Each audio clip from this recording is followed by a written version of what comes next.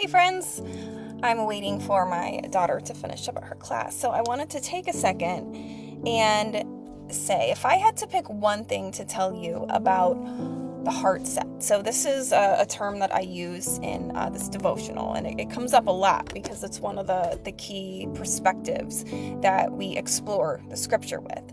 But when it comes to heart set, that's the term that I use to encompass our values, our beliefs, our priorities, our desires, those things that kind of make us us, all speak to our heart set. So when we are growing up in the world, we will naturally develop values around certain things. And of course, how we're raised plays a huge role in what our values are.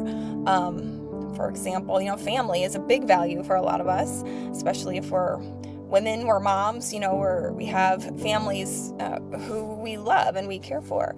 For some of us, being productive is really high on the values list. There's hundreds of values we can talk about. Honesty, boldness, compassion. Compassion would be why you help anyone else, is because you have a value around compassion. What about fun? Fun is a really big value for some people, less so for others. A value around justice. What about stability? Or a value around adventure? You may have heard me say some of these words, and some of them jump out to you as being like, yeah, that sounds like me. I know I love having fun, and I love planning fun. And you kind of know that it's a value for you if it's something that you make time for. And if you say it's a value, but you never make time for it, then that's kind of an interesting conversation to have. What I talk about in this devotional and why values are so important is because sometimes we don't realize until we're adults, because it gets pointed out to us in some way or another, that values that we were raised with might not be the same values that we have as adults.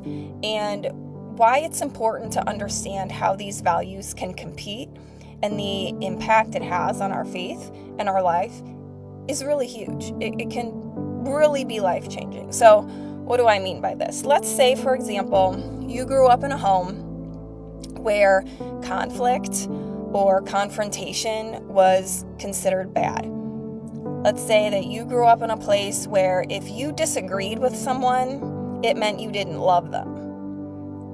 You might have been raised with a value around cooperation. And not that it necessarily would have come from a bad place, but how it gets taught to us and how we interpret it, things can kind of get lost in translation there. So if you grew up in a home where keeping the peace was the most important thing, think about, were you really keeping the peace, or were you just learning that what you thought and expressing yourself just wasn't important?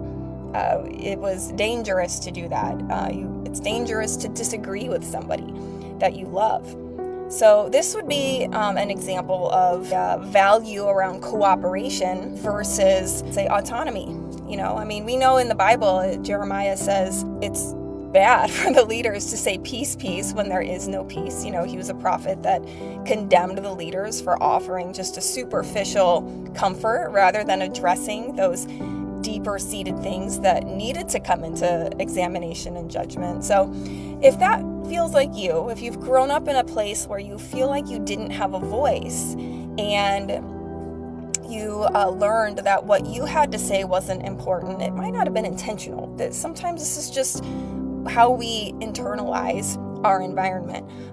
Then as an adult, you might find yourself in situations where you get really angry when you aren't given an opportunity to share your thoughts or your input. You might feel like you should have an opportunity to say what you think and to offer your perspective, and it not be this, damaging situation. It's just, you may desire a healthy way to work through conflict, but you weren't allowed to do that when you were younger. And that can lead you to a place where you're feeling like you have a competing value around autonomy versus cooperation.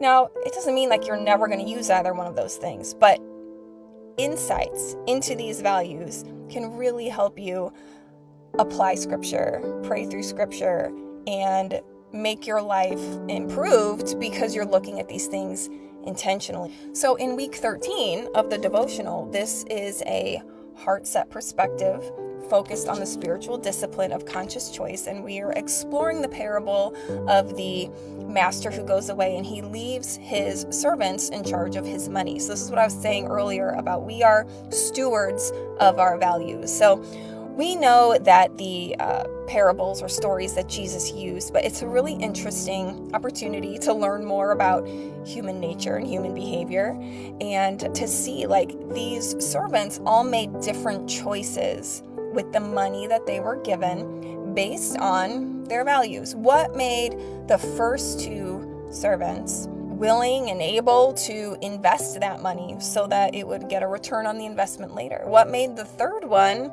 hide it away?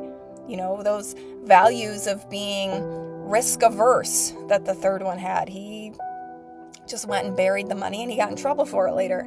But the other two, they were willing to put it out there and to make a return on that investment. So those are just little examples of how as human beings we are prone to different types of behaviors based on our values. So just like the servants were charged with being stewards of this money, you know, we are stewards of our values. We're stewards also of our money and of our time. So how do we apply these concepts? That's where at the end of each of the readings, there are two question sets. There's the growth at a glance. This is that one that you can do within just a matter of minutes if you want to have like a 5-minute study about. The question is, when I face decisions shaped by competing values, how do I usually respond? A, I feel overwhelmed and avoid deciding, hoping the tension will resolve on its own. B, I choose what feels safest and most protective. C, I try to only make decisions when I absolutely have to. D, I choose based on what is best for others, such as my kids or my spouse. E, I choose with clarity, trusting God to guide my stewardship. What could you do with that kind of awareness? It's just a jumping off point.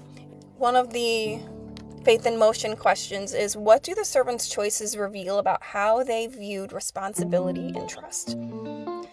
There's also some further reading you can do in Matthew chapter 6 and in James 1. So you can follow that, of course, with the prayer of faith. So that is one little insight into how the heart set perspective is applied throughout the devotional. So if you want to read more, I hope you check it out and let me know what you think. If you have any comments or questions, I'd love to hear.